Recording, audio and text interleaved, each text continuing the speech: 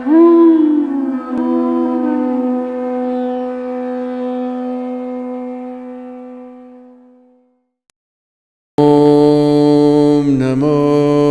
Bhagavate Vasudevaya.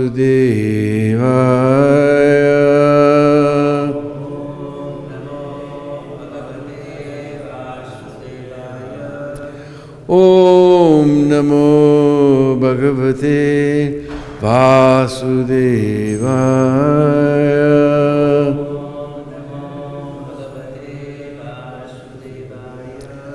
Om Namo Bhagavate Vasudevaya.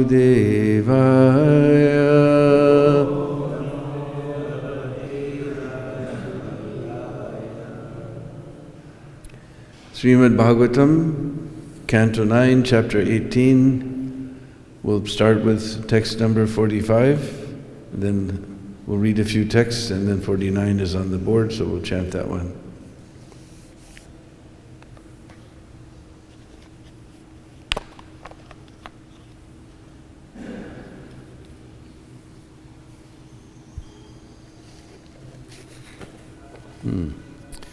Text 45.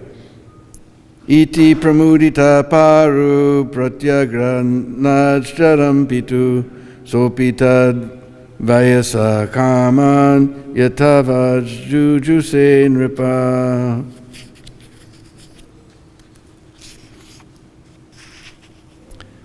Translation, Sukadeva Goswami said, in this way, O Maharaj Parikshit, the son named Puru was very pleased to accept the old age of his father Yayati, who took the youth of his son and enjoyed this material world as he required. Saptadvipapati samyak pitrivat palayan praja yatopajosam vishayan jujusevya tendriya.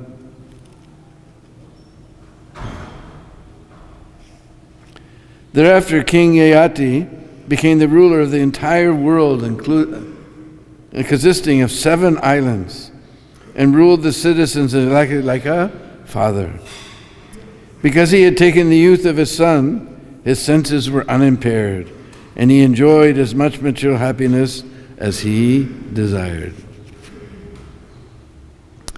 Devayanyapanudinam manovagdeha vastuvi preyasak paramam pritim uvaha preyasiraha. In secluded places, engaging her mind, words, body, and various paraphernalia, Devayani, the dear wife of Maharaj Yayati, always brought her husband the greatest possible transcendental bliss. Text 48. Ayayajadhyagya purusham Kratubir Buri Dakshina Sarva Deva Mayam Devam Sarva Veda Mayam Harim. King Yati performed various sacrifices in which he offered abundant gifts to the Brahmanas to satisfy the Supreme Lord Hari, who is the reservoir of all the demigods and the object of all Vedic knowledge. So text number 49. Yasmin idam virachitam vyomniva jaladavali naneva bhati nabhati swapna maya manoratha yasmanidam virachitam Vyomniva jaladavali naneva bhati nabhati swapna maya manoratha yasminidam virachitam vyomniva jaladavali naneva bhati nabhati swapna maya manoratha Yasminidam virachitam Vyomniva jaladavali Naneva bhati nabhati Swapna maya manoratha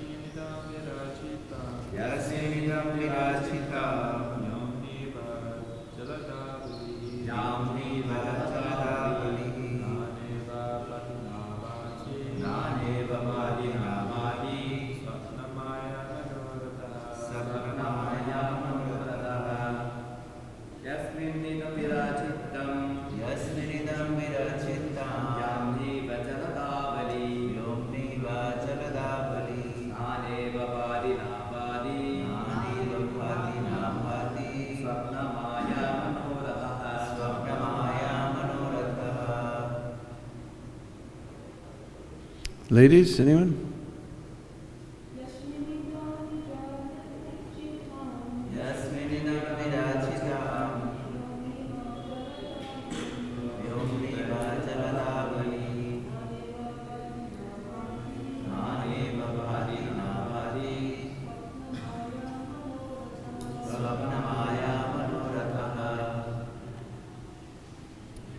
Yasmin, in whom?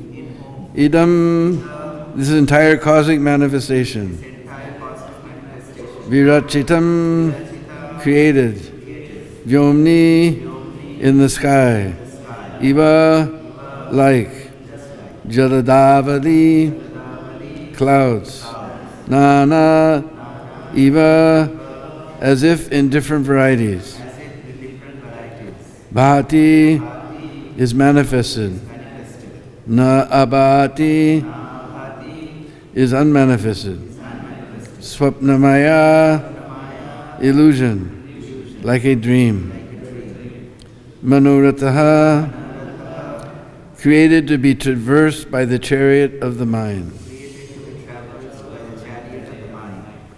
Translation: the Supreme Lord Vasudev, who created the cosmic manifestation, exhibits himself as all-pervading, like the sky that holds clouds.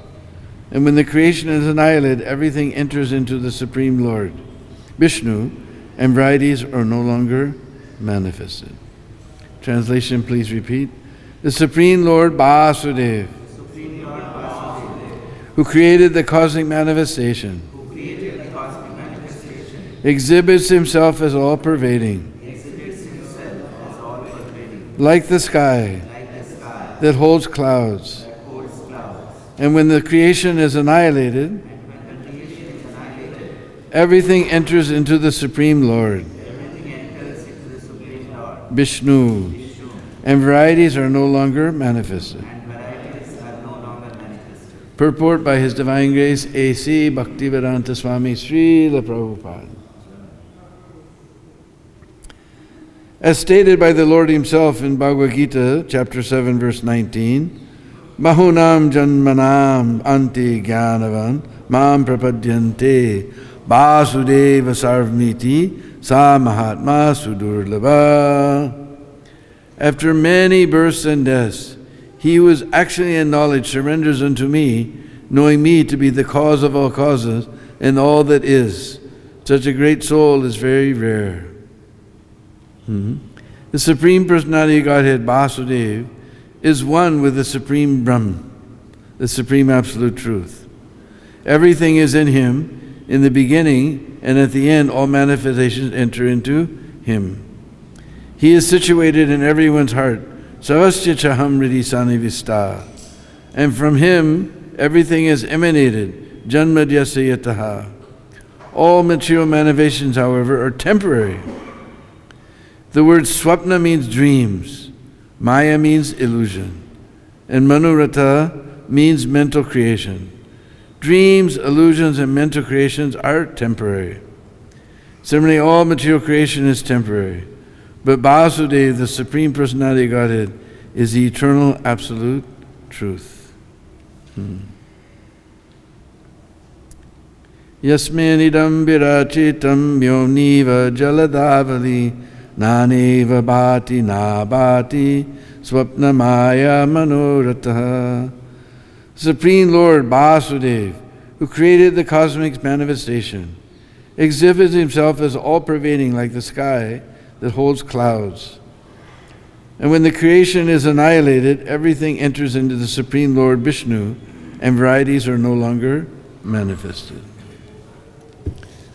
Om Ajnana Timirandasya Gyananjana Shalakaya Chaksurun Militam Jena Tasmai Sri Gurave Namah Sri Chaitanya Manobhistam Stapitam Jena Bhutale Sayam Rupa Kadamayam Dadati Svapadandigam Adhadanastranandantai Vridam Yache Puna Puna Srimad Rupa Padambujo Dulisyam Janma Janmani Jaya Sri Krishna Chaitanya Prabhu Nityananda Sri Advaita Gadadhar Shivasadi Gaura Bhaktivinoda Hare Krishna, Krishna Krishna, Hare Hare, Hare Rama, Rama Rama, Hare Hare.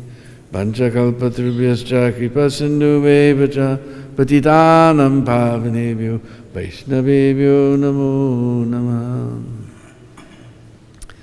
So I was born in the darkness of ignorance with my eyes closed shut, but my spiritual masters opened my eyes with the torchlight of transcendental knowledge. Therefore I offer my humble obeisances unto his lotus feet.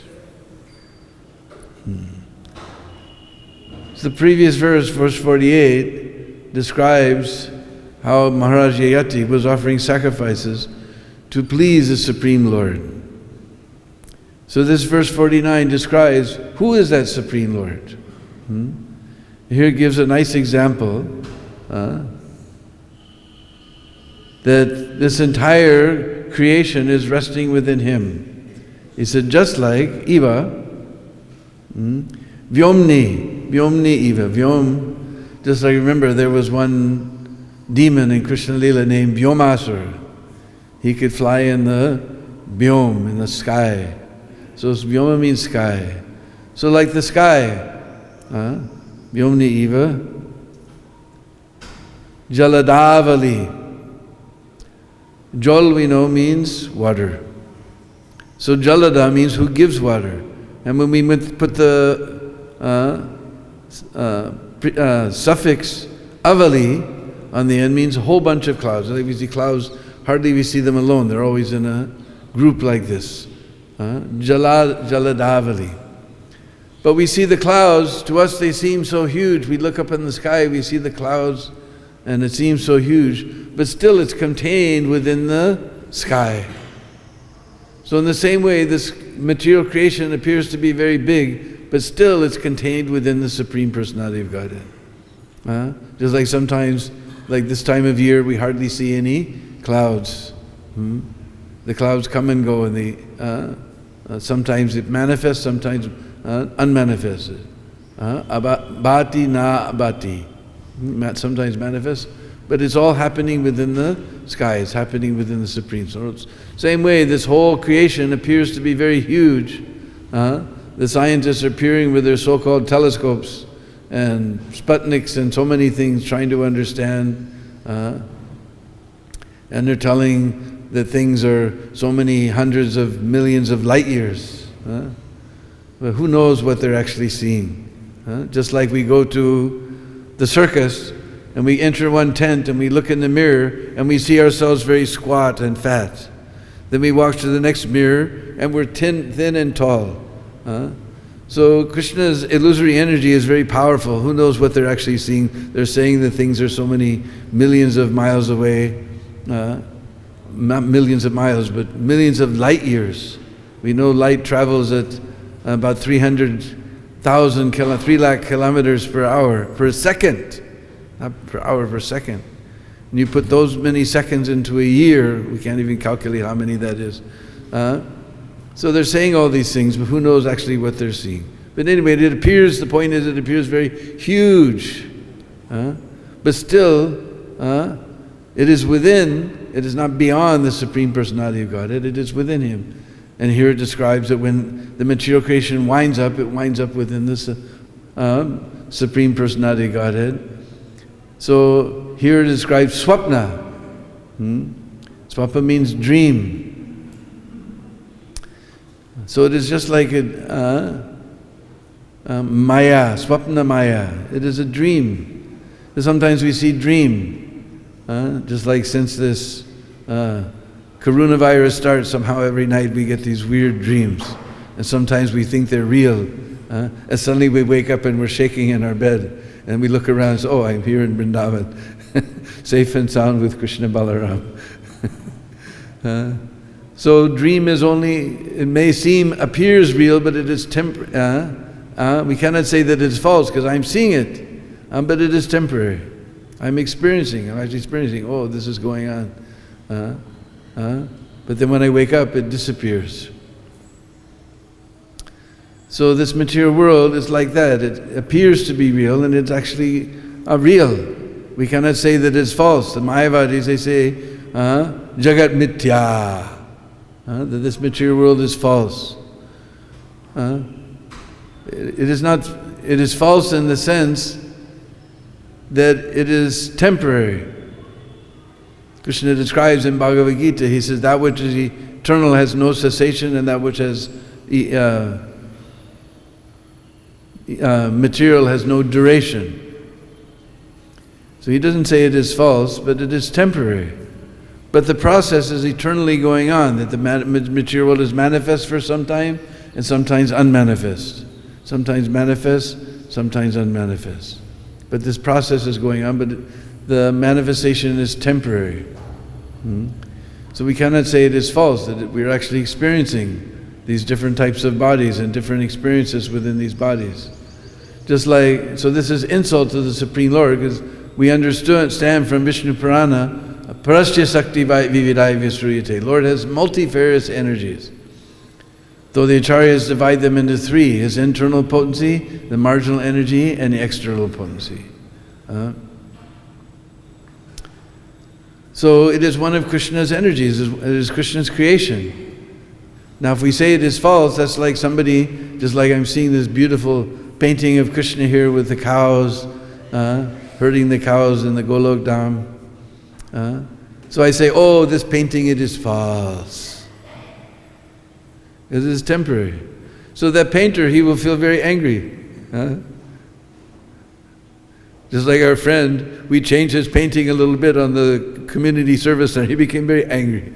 So what to speak of saying that it is false painting? So this is insult to the Supreme Lord. It is real, but it is only temporarily existing. It has no duration. So this manifestation goes on and on and on and on and on. So here, Prabhupada explains, he quotes, first thing he does is quote one of our favorite verses from Srimad Bhagavad-Gita. What is that? Bahunam janmanam ante jnanavam mam prapadyate Vasudev sarvaviti sa mahatma sudurlabha. Bahunam. Bahuna means many. Just like in Hindi we say bahut, many. So bahunam janmanam. We know janmanam from every year we celebrate Janmashtami, Krishna's birth. So janma means birth. Janmanam means many births. It's plural. Ante, after. Jnanavan, one who becomes jnanavan, full of jnana, full of knowledge. Mam prapat, he surrenders unto me. Why is that? Oh, Vasudev Sarviti.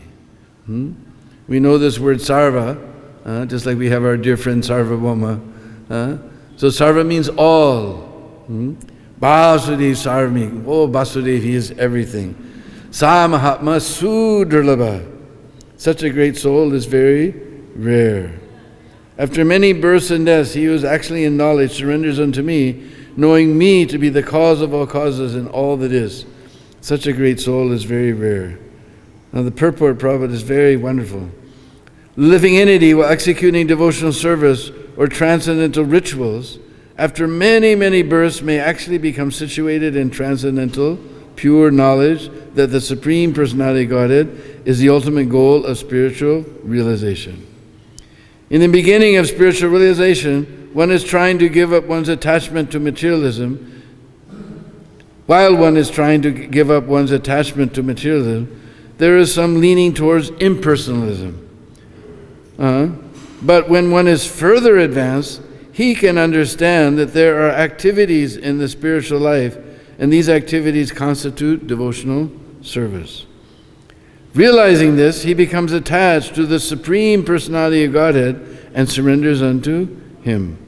At such a time, one can understand that Lord Krishna's mercy is everything, and that He is the cause of all causes, and that this material manifestation is not independent from Him. He realizes the mature world to be perverted reflection of the spiritual variegatedness, and realizes that in everything there is a relationship with the Supreme Lord Krishna. Thus he thinks of everything in relation to Vasudeva, or Sri Krishna.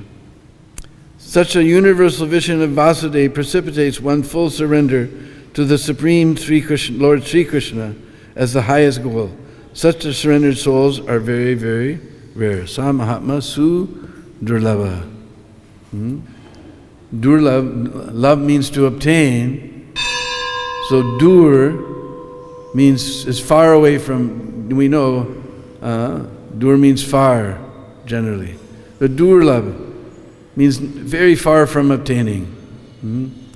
Just like there's one forest of Vrindavan, it's so far away, it's in South Africa, Durban. That's the Durban. So, durlab, that is not easily, it is far from easily being attained. But here they put another suffix, prefix, su durlabha. Such great souls are very, very rare. So here it says in the beginning, we all have this tendency, we try to understand the truth, but generally we have leaning toward the impersonal. Just like in my own personal search for spiritual life, the meaning of life, Jai C.C. Gaurnitai, C.C. Krishna Balaram, C.C. Radhasham Sundara Devi Visakha. We were also coming to the conclusion that ultimately, we would always say, is beyond words. And then we look at each other and feel frustrated.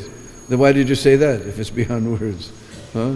Or we would argue and argue about what is what is reality, and then we come to the conclusion, there's nothing to be said. Then what did you say that for?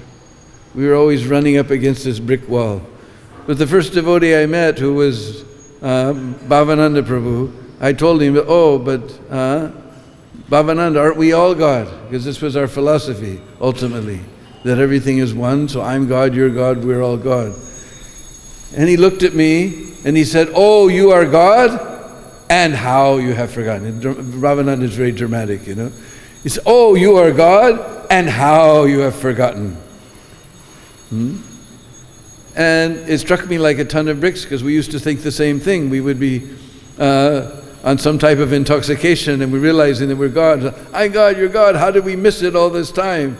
But when he said that question, I realized, yeah, because the first thing we learn in catechism class, when we're little children, God knows everything. So how is it possible that God doesn't even know himself?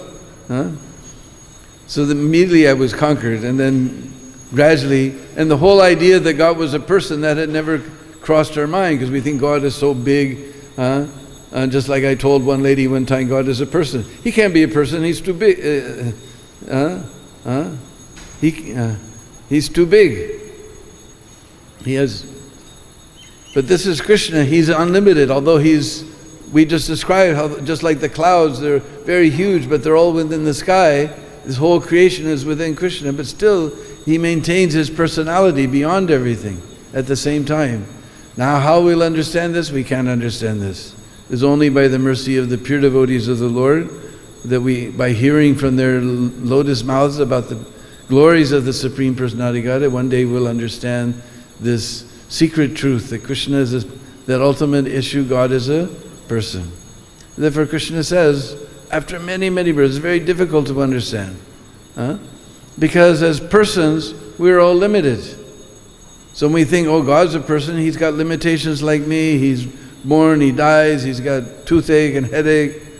It's just like Prabhupada said, one yogi who was teaching everybody that you're God, he was sitting on the stage and they're describing his meditation. You sit, you meditate, then I am moving the sun, I am moving the moon, I am moving the stars, and then he had to leave the stage because he had a toothache. Sun and moon he can move, but toothache he can't deal with.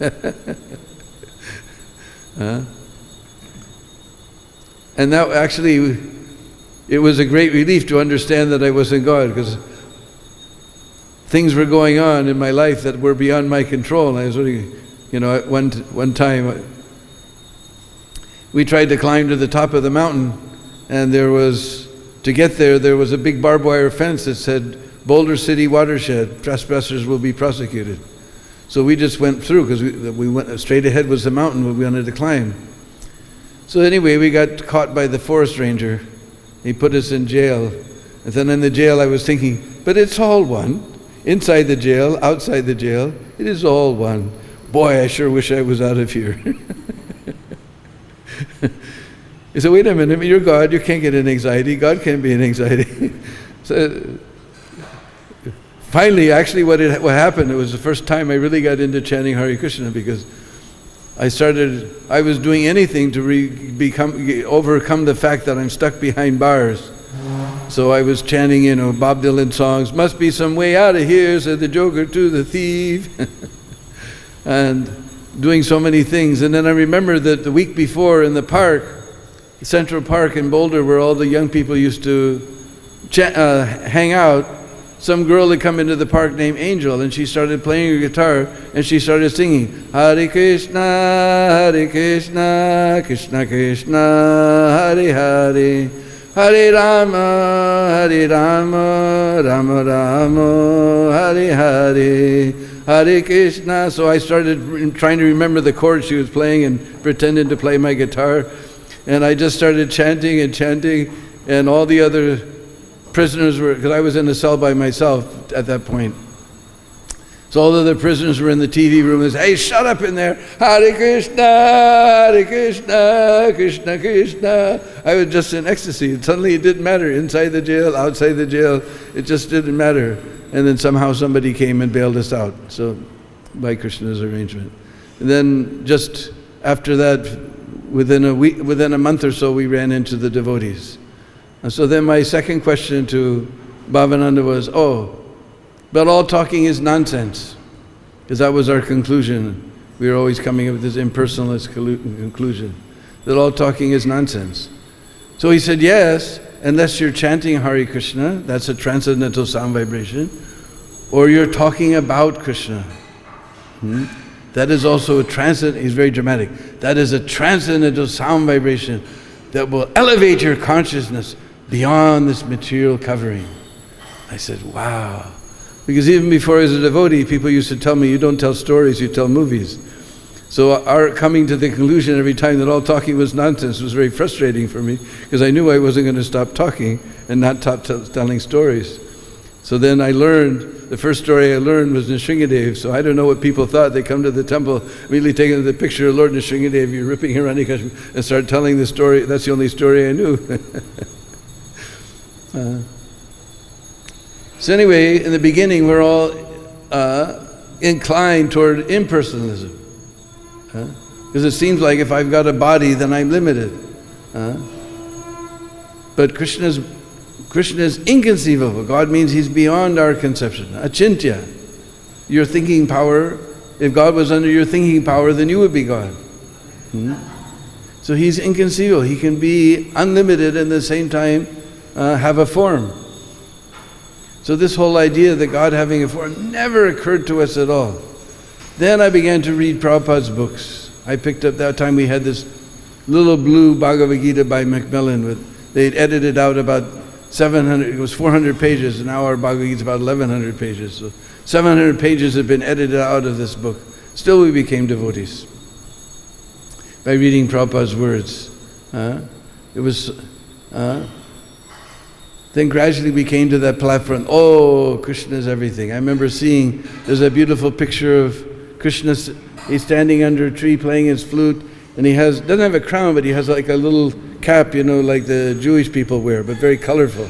And he's playing his flute, and there's a peacock in the tree, and the moon is there between the pine trees, and there's a stream coming down. You've seen Murli Manohar is the name of this print, Bijbazi print. So just the week before, we had been by a river, and we took some type of intoxication. When we were coming down, we were watching it was full moon, so that's why we took it's full moon, let's take intoxication. And so the moon was going down between the pine trees, and the water was flowing down over the rocks like that, and we were jumping from rock to rock as we were re-entering, as Allen Ginsberg said to call it.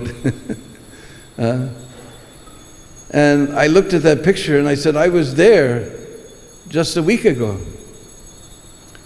But one thing was missing, that was Krishna. There was Krishna there. And I could see how that everything in that picture, the moon, the trees, the stars, the river, everything was emanating from Krishna. Even I understood, I'm also an emanation of Krishna. Vasudev Sarvamiti. Oh, Krishna is everything. When we say Krishna is everything, we have to understand carefully that he still remains his own personality. Just like Prabhupada gives the example of businessman, he's got so many businesses all running on under his energy, his order, by his money, let's say. Money is, we can say, is energy. But he's not present in the office of he's got companies all over the world, he's multinational. He's not present in every building, but it's all running on by his energies. The same way Krishna maintains his personality aloof from his creation. But since it is his energy, it is non-different from Krishna.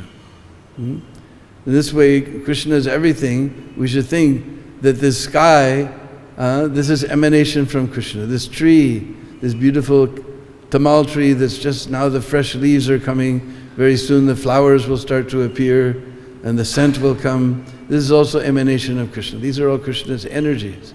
And gradually we come to the right conclusion that is generally reached only after many, many births. Bahunam janmanam.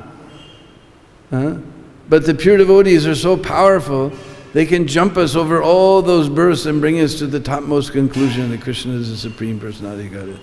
This is the power of the pure devotee. Srila Prabhupada's books are so powerful, and Srila Prabhupada was so powerful. The hero says, Sa Mahatma Sudurlabha. They're very difficult to find out somebody who understands that Krishna is the Supreme Personality of Godhead. But Prabhupada created hundreds and thousands. I guess nowadays must be millions of such Mahatmas. Those Mahatmas that are very rare. Prabhupada was so powerful all over the world. It's going on and on and on and on. Prabhupada created so many such Mahatmas who understand that this everything is Krishna. Vasudev Sarvamiti. And that the ultimate realization is the Supreme Personality of Godhead. We were all after the Brahmajyoti. But Prabhupada and the scriptures give example, just like a mountain. From a distance we see a mountain, we think it's just a big blue cloud on the horizon. As we get closer, we realize that it is a green mountain. And when we get to the mountain, then we see there's trees and chipmunks and bears and squirrels and pine trees and pine nuts and so many things. We see everything. Everybody's looking at the same thing. One seeing a cloud, one seeing a green mountain, another one seeing the whole situation. So this Brahman realization, that's like seeing from far away. Paramatma is like seeing a little bit closer. But Bhagavan, then we understand everything as it is. So this is the highest goal. And we see, just like We have seen in the pages of Bhagavatam so many impersonalists, just like the four Kumaras. They were also impersonalists, but they smelt the fragrance of the tulsi offered to the lotus feet of Lord Vishnu. Now they were able to distinguish matter from spirit, so they could understand this smell is not a material smell, and it is so transcendently enchanting, and thus they became Vaishnavas. We have this example, people coming to up. We don't have the example of people falling down from Bhagavan realization to Brahman realization.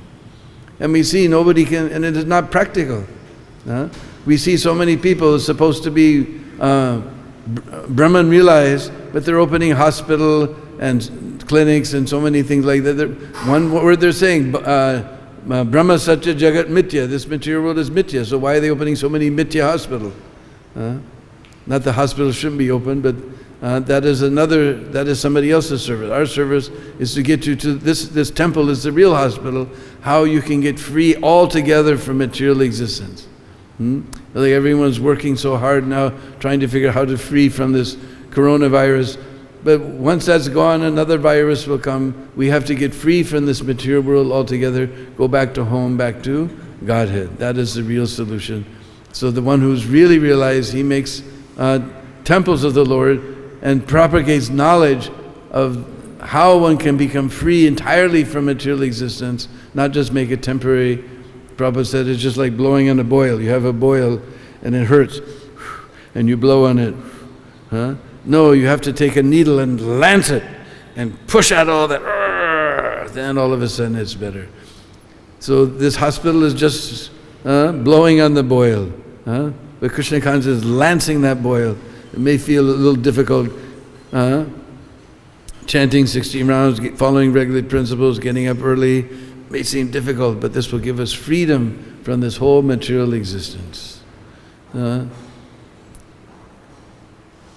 we'll put our voice to rest here, but yesterday also was many things. One was Balaram's Rasayatra, one was Sri Krishna's Vasant Rasayatra, and Shyamananda's appearance day. It was also, according to Srila Jiva Goswami, was the appearance day at midnight last night was the appearance day of Radhakund. Jiva Goswami in his commentary on Bhagavatam, he very clearly describes that on Chaitra Purnima, this was Chaitra Purnima last night, and was when Krishna killed the Aristasura. So what does Aristasura have to do with Radhakund's appearance? What happened was, that was Purnima, so Krishna was thinking, let me do rasa dance with all the gopis. So he got dressed up, Prabhupada says, Natavara, like a dancing actor, with very beautiful golden dhoti and nice belt and beautiful chadar, peacock feather in his crown, just like dancing actor. When he got the news that this Aristasura, who was in the form of a bull, Aristasura was in the form of a bull, that he was terrorizing all the Brishbasis. Now we thought this terrorism was a new thing, but this has been going on since the last 5,000 years at least. This was Arista bin Laden. So he was tearing up the ground with his hooves, smashing the Brishbasi houses with his horns. His hump on his back was up in the clouds, his tail was blowing above the clouds by his roaring. It's like every day we're chanting our rounds on the roof of the guest house. This bull comes down the back road in front of VT. But his roar was so loud, the Brishbasinis were having miscarriages. So then Krishna became very angry and said, these Brishbasis, Brishbasi Balab Sada Mida Jivan Pran, these Brishbasis are more dear to me than my own life. Why are you terrorizing them? I'm going to fix you. I'm going to finish you off. And then, just to show that he was not afraid, he put his hand on one of his friend's shoulder. And Ristasura began to dig the ground with his hoofs, and he pointed his horns, and he came charging. So Prabhupada explains in Nectar Devotion, or Rupa Goswami explains, that one of Krishna's qualities is clever. So Krishna knew that he was clever. He knew how you control a bull is by the horns. So he grabbed Aristasura by the horns and just threw him away like a little piece of cotton. Boom. This huge, this hump was in the clouds, and Krishna just threw him away like a piece of cotton. Then Vristasura snorted again. Roar! He got up, dug the earth with his hooves. He again aimed at Krishna and came charging. And Krishna grabbed him, swung him around and around and around, and smashed him on the ground. And then pulled out one of his horns and smashed his head with one of his horns. And then stomping on him like a sponge, he stomped on him. And passing stool and urine simultaneously, he passed to the kingdom of death. So then Krishna told all the gopis, all right, now we can do Ras. And Radharani and all the gopis said, Are, you have done a big pop. You know pop? Coca-Cola, 7-Up. No, pop means sin. What sin did I do? You killed a bull? That wasn't a bull, that was a demon. And Radharani said, may have been a demon, but he was in the form of a bull. And Krishna said, may have been in the form of a bull, but he was a demon. And Radharani said, well, we heard from Mother Purnamasi, who's the guru of all the Brishbasis, that one time Indra killed one demon at what is his name? Britrasura. He may have been a demon, but he was a Brahmin. He got reaction. You remember from Srimad Bhagavatam, this old lady with corona, she came coughing up blood, chasing after Indra. He had to hide in the lake of lotuses for 1,000 years. He got reaction. So, Krishna said, all right, so what do I have to do to get free from this reaction? And Radharani and all her Sakhis, they talked to one another. They said, you will have to take bath in all the sacred places of the universe. And Krishna said, that will take a long time. How I can be away from you girls for so long? I will bring all the sacred places in one spot. And Gopi said, oh Shamsundar, don't try to fool us with your magic. We don't believe in your magic. And then Krishna stomped his right foot into the ground and made a deep depression. And he played on his flute. And all the sacred rivers of the universe came personified to the banks of that, on the banks of that depression. And they were all bowing down to Krishna. Any Seva Maharaj? He said, yes, you give your introduction, you chant your mantra, and you pour your water in my kund. So everyone came forward, they gave their introduction, that I'm Godavari, I'm Narmada, I'm Sindhu, I'm this holy place and that holy place. Then they chanted the mantra for their water, and they poured their water in Krishna's kund. And Krishna, just by his eyes, he was indicating to the gopis, see, I told you, they're coming, see? Because when we have love, we don't need words. When we're angry, we're standing face to face, but we scream at each other because our hearts have gone far away. We're standing face to face, but we shout. We're angry, you stupid nonsense. But when we have love, then we speak like this, pss, pss, pss, pss, pss, or sometimes we don't even use words. So Krishna, just by his eyes, he was showing. See, they're coming, I told you. So this went on almost to the midnight. Then Krishna took his bath and he invited the gopis, now you come in the water, we'll enjoy Jalakeli, water pastimes. And Radharani and the Sakhi said, this water is contaminated with your sin. How we can come in this water? We're going to make our own kund. So there was a place nearby where Vristasura had dug his hoof into the ground, so there was a little depression. So Radharani broke her kankan. Kankan means golden bangles. And she began to dig. And all the Sakhis, they broke their bangles and they began to dig. So in the very bottom of Radhakund, in the very center, there's a little tiny kund called Kankan Kund. If you go to YouTube and you search for Kankan Kund, you can see the devotees doing the cleaning of Radhakund, and in the very middle is this little tiny kund called Kankan Kund. We saw it in 1987. We were fortunate. We saw this in 1987. Actually, we came there and we went down into the mud, and they had some sort of a board with some flag on it, because I was going to circumambulate the kund, and everybody was yelling, and I thought because everybody's running back and forth taking mud out, so I thought they thought I was going to disturb their service. But actually that board with the flag was indicating that it's super muddy. So I took one step and went, and my one foot was on solid ground and my other foot was stuck in the mud. And then the more I pulled, the more it pulled. And everybody was yelling at me that somehow or other, with the one foot that was still available, because then there wasn't any way to push with your hands because it was just mud. So then somehow or other I wiggled my foot out and then went around that board and circumambulated. We went up to the edge, put some Kankakun.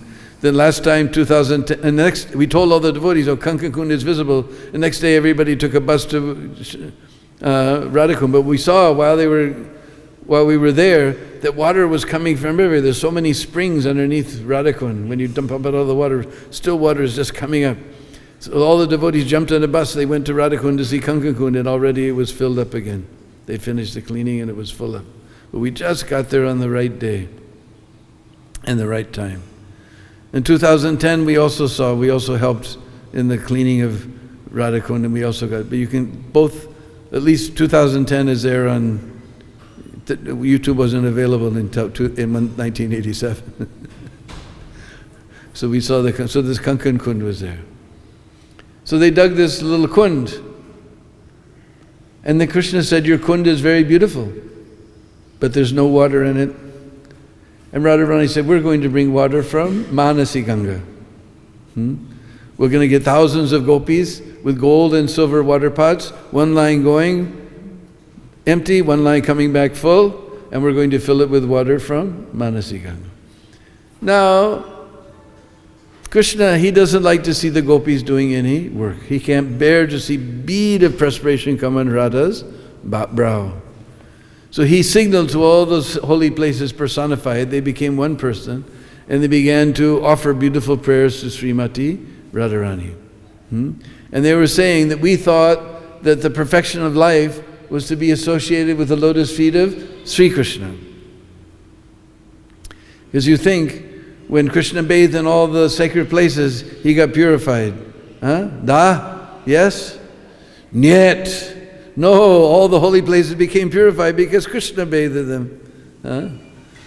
But now the holy place personified began to pray, seeing your wonderful divine qualities and seeing that even Lord Sri Krishna worships your feet, we can understand that real perfection of life is to be associated with your lotus feet. So she's a little suspicious because he's coming from Krishna's side, So what do you want? And they prayed, we want to come in your kund. And then with a sidelong glance, Radharani smiled at Sri Krishna. And she shook her head. And they broke a hole from Shamakund into Radhakund. If you see on the Sangam, you'll see there's a little white chhatri. Underneath that chhatri, there's a hole in the steps. You can see, between the steps, you can see there's a hole between Shamakund and Radhakund. In fact, in 1987, me and my dear godbrother Kripanidhi from Canada, we ran back and forth through there. We're probably the only ISKCON devotees who ever ran back and forth between the hole between Shamakund and Radhakund. So the waters of Shamakund came in, and that happened just at the midnight of Chaitra Purnima. So then, Krishna told Radharani, your kund is very beautiful, and I will always come and take my bath in your kund. And Radharani told, and your kund is very beautiful, we will always come and take our bath in your kund. So in this way, this is a special mercy of Radha and Krishna. We have although we understand the goal of life is to approach Radha and Krishna, we have no way to approach them, but by their mercy, we have no qualification whatsoever. By their mercy, in their most ecstatic forms as the lakes of Radhakund and Shamakund, we're able to approach. We should not jump and splash like we do in other kunds. These are very sacred places. Very reverently we should take water on our heads and take our bath very reverently in these beautiful kunds. So last night at midnight, or this morning at midnight, this was the appearance of Radhakund. So we'll put our voice to rest here. If anybody has any questions, we'll try to answer them. Where's Bhakta Mike? Can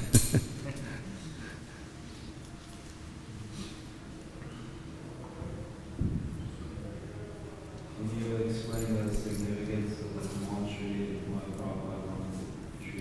Well, tamal trees, you see, the bark is black like Krishna. And they're always very crooked. So, and at Prabhupada's time, he writes that they're very rare. Now I see all over Braj so many. I know one property where there's 100 tamal trees on that property. So it's very rare. And you see, it's right in the middle of the courtyard. So Surabhi, he's the architect, he was thinking, what is the use of this tree in the courtyard? So he wanted to cut it. And he was arguing with Prabhupada. And Prabhupada finally got angry. Apparently Devi Shakti can tell the story because she was here. I'm just whatever I remember. Prabhupada said, all right, go ahead and cut it down. But he was so angry that everybody was afraid to cut it down. And this is not the original one, because unfortunately we made a mistake. Because it's all around, you see, is marble. So we're thinking, where did this poor tree get its water? So every day when they would sweep the floor, they would pour water into you see the little thing there. And trees, not only do they need water, they need air. We don't realize that trees also their roots also need to get air. So it has to dry out so they can also get air. So gradually the whole trunk rotted away and the tree finally dried up. And we left it dried up. Everybody's thinking somehow it's going to come back. Till one day, one branch fell off almost on Devi Shakti Mataji's head. So then they decided we have to take it. You can see, we still left it there. We cut off the branches. But you can see on one side on the inside circle, there's a break in the marble. That's where the tree finally because it had grown all the way through the netting. And actually that was what was holding it up. And when we cut it free from the netting, it just fell over. They cut off all the branches because one had fallen. So on the Vijay Dasami day, which is the same day that Sripad Indra Prabhu started the 24-hour kirtan, we brought one of the most renowned landscape artists, what's his name, something Sharma, I can't remember. He came all the way from Delhi, and because devotees were thinking because originally the devotees used to polish the brass and pour that water, so somebody said, you just pour the water, it'll come back to life. He said, this tree is totally dead, it's not going to come back to life unless Banki Bihari himself comes and brings it back to life. So he told us that in our Goshala, we had so many, in the Goshala garden, we had one corner, there was 3 tamal trees growing on 3 of the corners. So he told us how you dig down, he told us how far out to go, and you dig down 1 foot and leave it rest. Because when you're digging down, you'll cut the roots, it'll go into shock. When a tree goes into shock, it doesn't absorb water. So you let it one day rest, and you dig another foot, you let it rest, another foot, you let it rest. And we dug down and we got as much of the root ball as we could. We put a big piece of burlap around it, and we brought it over here. And by that process of 1 foot every day and letting it rest, when we planted this tree, not one leaf drooped. Ordinarily, if you dig a tree just dig it out of the ground and put it down, it goes into shock. It doesn't absorb any water, but all the water still evaporating from the leaves. And so this was just a tiny little tree. It's not the original one, but he said 50 years from now, nobody will know that's not the original tree, and it's about to grow up and again go through the netting on the roof. But we're going to see in the next couple of weeks the flowers will come, very wonderful scent, very beautiful. They're coming? I was looking yesterday, couldn't see. Anyway. So the tamal trees are blackish and they're crooked. So the gopis, when they're running in love for Krishna with tears in their eyes, they can't see what's there. They just see something is crooked and black, and they embrace the tamal trees. I think it's either Vidagdha Madhav or Lalita Madhav Radharani tells Lalita that when I die, take my body and drape it around a tamal tree. So this is the significance of tamal trees. Who you were speaking about you were chanting in the jail. You were chanting in the jail. Chanting? In the jail. Yeah. And after chanting, the jailer asked you to go. No, somebody came because they'd seen, we stopped back at our campground and everybody knew we were getting arrested. And there was one devotee, he was doing some type of business we won't mention. So he had a lot of money, so he came down and bailed us out, and then I jumped bail. But many times also Prabhupada said, never mind if you go in the jail, you chant there, and if you should chant there, then automatically the things will come off. Huh? You keep on chanting, even if you go in the jail in Bandhu or somewhere, devotees ask that they are seeing 2000. Yeah, Haridas Thakur also went in the jail. Yeah. And he blessed everyone, may you remain like you are, and they all went, Then explain, now you're in great distress, you're all remembering Krishna, so you should always remember Krishna like this. Even if you get out of this jail, remain as you are, always remembering Krishna. So similarly, this might again also we are chanting Hare Krishna and we will be free from fear also. Yes. Ultimately, you'll be free from this jail of material existence.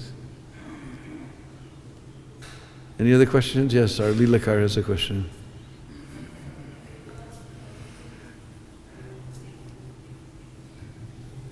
Thank you. That's appreciated. I was wondering whether we and you can explain what context when you hear that Radha is non-different from Radharani when she's, which Radharani in liquid form. I was wondering whether you can explain in what context can one understand that. What context? We have, just like the same way we understand the deity is not different from Krishna. They have appeared because they're joined together. This is most ecstatic pastime. And Radha and Krishna joined together, the two kunds.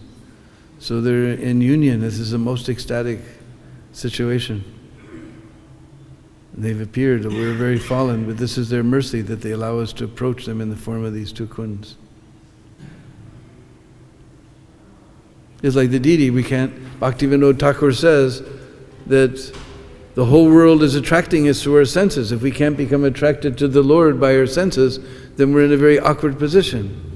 So Krishna appears and Lord Chaitanya appear and Nityananda appear in the form of the deities. So somebody may say it is stone, but we see every day, we're so attached, we actually develop some love for the deities. Everybody who's locked out, they're all crying that you're so lucky. All of us who are staying inside here, every day we get to see you, Gaur-Nitai, Krishna Balaram, Radha Shyam Sundar. We've developed a little love, because it's not stone. Just like there's story in Chaitanya Charitamrita of Sakshi Gopal. He was supposed to come witness for this poor Brahmin, and so he went back came all the way back to Vrindavan. He said, unless you come as a witness, they're not going to, the old Brahma's not, he promised to give him his daughter in wedding, in marriage. He said, you just go there, remember me within your mind, and I will bear witness. He said, no, they're atheists, they're not going to believe it. You have to come. He said, well, how can a deity walk? He said, well, if a deity can talk, a deity can walk.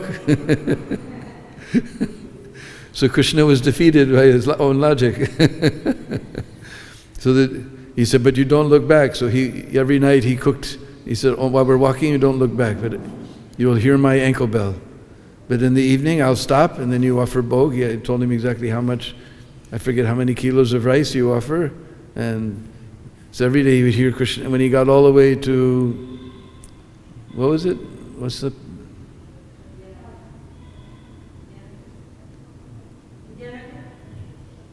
Huh? Vijayanagar or some other, anyway, somewhere in South India, in Andhra Pradesh.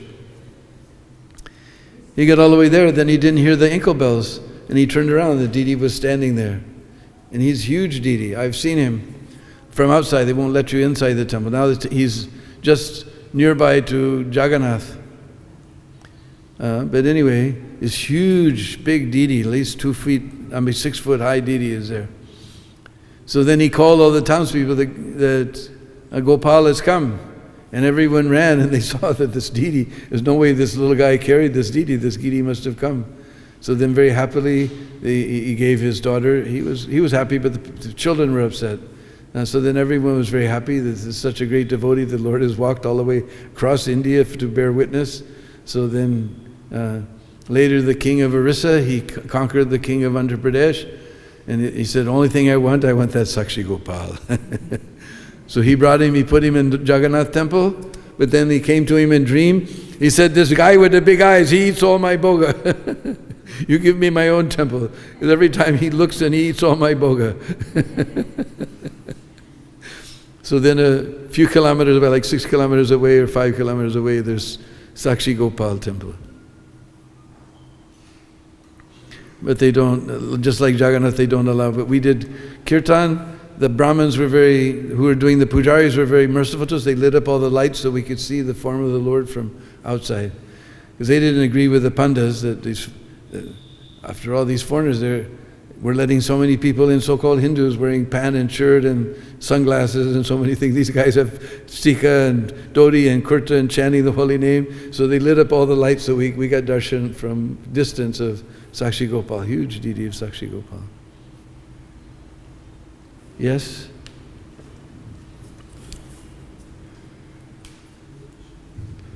We read about the importance of serving Radha-Kun, but what does that actually mean, serving Radha-Kun? Real service to Radha-Kun means to become Krishna conscious. To chant your 60 rounds, follow 4 regular principles, and try to please your spiritual master. That is a real service to Radha-Kun. And real service to Radha-Kun is book distribution. Because on that Sangam, for the ISKCON devotees, the Sangam is one of the most sacred places in the universe. Because one time Prabhupada was doing his business on a business trip to Agra, when he got the word that Bhaktisiddhanta Saraswati Thakur Prabhupada was in Radha-Kun. So he came there, and they were walking on the Sangam, and Bhaktisiddhanta Prabhupada looked at our Prabhupada and he said, if you ever get money, print books.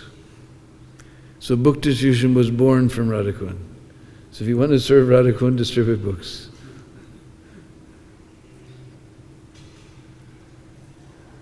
Because Radharani, she's always trying to making arrangements. All the gopis are making arrangements for Radha to meet with Krishna. But Radharani, she's always trying to make arrangement for Krishna to meet other gopis. So those who are going in book distribution, you're trying to bring some more gopis for Krishna.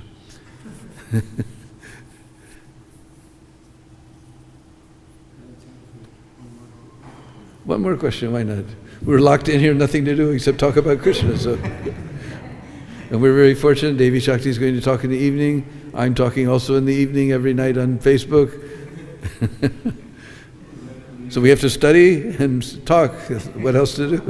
When you were describing the pastime of Aristasura, I was remembering the pastime when a demon came as a cowboy and carried Balaram. And then there was Pralambasura. And then there was that one time where a demon in the form of a calf came. Vatsasura. So I was thinking, just reading the other day, how Putana came acting like a mother, but when Krishna killed her, she actually got the form of a mother in the spiritual world. He was saying. Yeah, Jiva Goswami says, like a mother. Like a mother means nurse. She got liberated all the way up to Golok. She has a special type of I can't remember the name of the mukti. She got a special type of mukti. She's got all the way to Golok, but she, like a mother, Jiva Goswami means nurse, but she never gets any direct service of Krishna. She sees Krishna, but she doesn't get any direct service. So I was thinking when Putana came acting like a mother, did also those two demons that came, one as a calf and one as a coward boy, All the demons were liberated by Krishna. This is Krishna's mercy. Did they go to Golok in the form of coward boy? I don't have any information where they got to liberation to. Only that Jiva Goswami mentioned specifically about Putana. And Sukadeva Goswami says that Putana, she came to kill Krishna because she offered a little milk. She got liberated.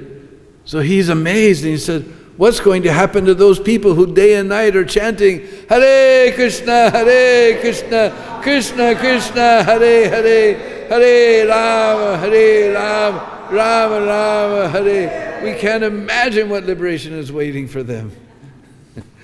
With that, we'll put our voice to rest here. Thank you very much. Those who are outside at 5:30 in the evening will be broadcasting on our Facebook page, Facebook Live, telling some more pastimes. Hare Krishna. Is Devi Shakti's on TV also? Yeah, 5 to 7. 5 to 7. You can tune in also Devi Shakti, telling so many hidden pastimes of the... I didn't even know. I've seen those two peacocks forever, but I never knew that was... They had to reinforce to make the dome because nobody made a pressure. I didn't know all these secrets. This is so amazing. Hare Krishna.